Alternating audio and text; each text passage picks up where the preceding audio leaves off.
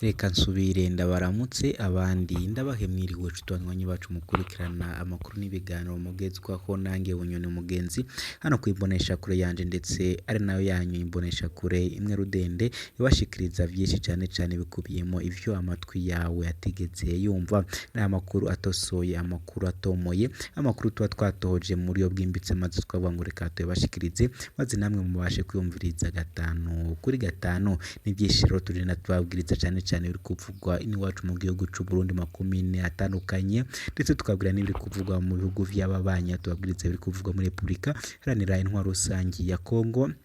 tukababwira ibiri kuvugwa ku rubuga rw'intambara tukababwira ibiri kuvugwa ijya nino mu bihugu by'igihugu cy'u Rwanda ibiri kuvugwa muri Uganda Tanzania Kenya ndetse n'ahandi hirya hino muri Afrika reka ndakengurukire wo hajeje gufyonda sabone ariko ndahera ko nsaba nawe utarafyonda sabone ko abantu kwazi ko jamu ko mutukane to sabone ugafyonda ko ivyo wamara kubikora ukomeza uradusangiza n'ibitekerezo kugira ngo tujye turabasha kubana gatanu kuri gatanu mu ngingo nkuru amakuru yanjye agiye kwibandaho ndakubwira ko ibihano vyo guhagarika Febabu mwifata kibanza vyaremejwe n'ibiro bikuru vya FIBA ibishi kuri iyi nkuru ndaza kubigarukaho mu makuru arambuye nimbwe kandi muri Ruyigi uruhombo rwabaye runini uyu mwaka mu myaba abarimyi barasaba leta ko yobafasha mu kugazura ku buryo bwa kijambere ndaza kubigarukaho nyene mu idonido y'amakuru naguteguriye ntabwo ari ivyo ngivyo gusa ariko nanone abakora mu go gushushanya baritegure guterera mu mbona kazoza y'u Burundi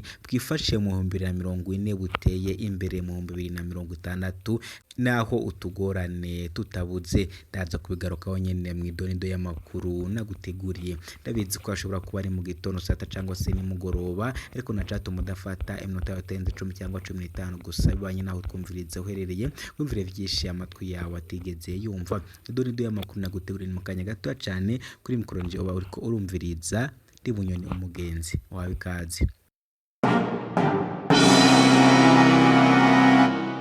Hoyo kaze mu dore d'amakuru nagutegura hamwe nanje Bunyoni Umugenzi reka nangure kuri iyi nkuru ngubwira ko ibihano byo guhagarika Febabu byifata kibanza vyaremejwe n'ibiro bikuru vya FIBA ivyo bihano byo guhagarika vy'agateganyo Febabu vyari vyafashwe n'ishahamwe ry'urukino rwa basketball ku isi yose FIBA rishingiye muri FIBA Afrika bivuye ku mategeko Febabu yaza irasiba Dinamo kugira ngo ntiyisunge kwambara imyambaro bateguriye mwihiganwa rya bari ibiro bikuru vyo mu rukino rw'umupira w'amaboko ku isi FIBA vyemeje iyo ngingo kuri uno wa gatanu tariki ya 26 ndamukiza 2024 mu nama vyariko biragira aho byagarutse ku kibazo bimwe biri ku isi mu rukino rw'umupira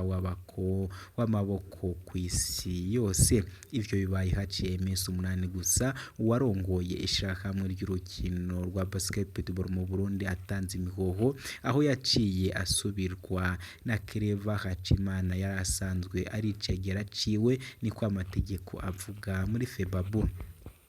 ntabwo ari ivyo ngivyo gusa ariko nanone Ruyigi uruhombo rwabaye runini uyu mwaka mu myaba abarimyi barasaba leta ko yobafasha kugazura ku buryo bwa kijambere abarimyi bahanzwe n'imyuzurira ku nzuzi za Rumpungwe Ruguze Rugoma Sanzu ya mbere n'iya kabiri bamenyesha ko uyu mwaka bahomvye bimwe bibaboneka bikabona ko hageze ko leta igira ico ifasha izo nzuzi uko ziri zine ni inzuzi nini cyane ziri mu ntara ya Ruyigi zikaba zisanganywe imyaba minini iharurwa mu mahegitari menshi yarimwamwo umuceri ibiyoba be n'ibijumbo ariko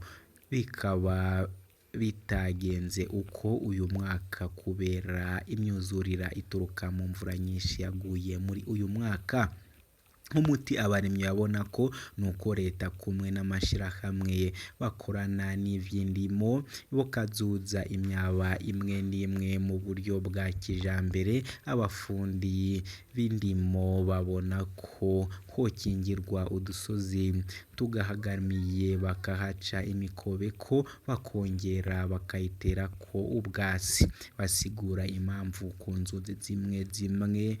hagazurwa ku buryo bwa kijambere bimeze nko ko hari inzuzi nka Rumpungwe, Ruyuzi ndetse na Rugoma ziri mu biyaya ariko zikaba zihanamiwe n'imisozi miremire cane igizwe n'ibitandara vy'amabuye bidashobora guterwako ubwatsi. Abo bafundi b'indimo bakabona kandi ko ata kigoro na kamwe umurimyi yogira ngo ikinge ako koga aho, ngo niyo mpamvu akuboko kwa leta gukenewe. Nshuti banywanyi bacu nyene nguko uko vyifashe aho uruzi ruri gukora ku baturage benshi cyane. Ntabwo ari ivyo ngivyo gusa ariko abakora umwuga wo gushushanya art visuel bariteguriye guterera mu mbonakazoza y'u Burundi bwifashe mu 2040 buteye imbere ni 2060 naho utugorane tutabuze. Kuri uyu wa 2026 ndamukize 2024 mu kigo Buja Sanitaburi mu gisagara ca Bujumbura, amashirahamwe Urundi Space na Harmony House yatunganije ihakanyishwa rigurisha ryiswe ikindi. Intumbero y'iryo hakanishwa kukaba kwari ukwerekana agaciro uwo mwuga wo gushushanya ofisi mu iterambere ry'igihugu naho abeshi batawuha agaciro. Simone Karumeri Ntwari arongoye ikigo Urundi Space ati mu bihugu biteye imbere igisata c'imikino n'akaranga karitwabwaho cane kandi kigafasha mu gusahiriza ubutunzi kuko arico gikwega ba mukwera rugendo. Arumeri Ndayishimiye arongoye ikigo Harmony House abona ko ico gisata co gushushanya gikwiye kumenyekana cane mbere naco kigahabwa amahirwe yo gushikirishwa mu migambi nka PAE n'iyindi. Gushushanya ni kimwe mu bikorwa vy'abwenge bifise agaciro kandi uwubikora vyagateretswa kumutunga. Ubujaba Isaac umuhinga mu bijanye n'imyuga yo gushushanya agashima ukuntu urwaruka ruriko rurerekana igabaniro rufise akaruhumagirira kuja hamwe bakagira urunani kugira ngo babandanye kugururana ubuhinga n'ubumenyi, gutyo ibikorwa vyabo bishobore gushika ku isoko mpuzamahanga. Mwomenya yuko iryo hasinishwa rigurisha ryatanguye igenekerezo rya 2023 rikazorangira kuwa gatanu Rusama 2024. Nshuti banywanyi bacu reka mbe amakuru yanje nyasubikiye aha gusa mwese nkomeze ndabasabe gufyonda sabo niba mutarafyonda ko kandi ko mukomeza kudusangiza n'ibitekerezo. Ndabakura cuma kagire Imana n'amahera kuri mikro nje nyene muri ko murumviriza ndi Bunyoni umugenzi. Ciao ciao.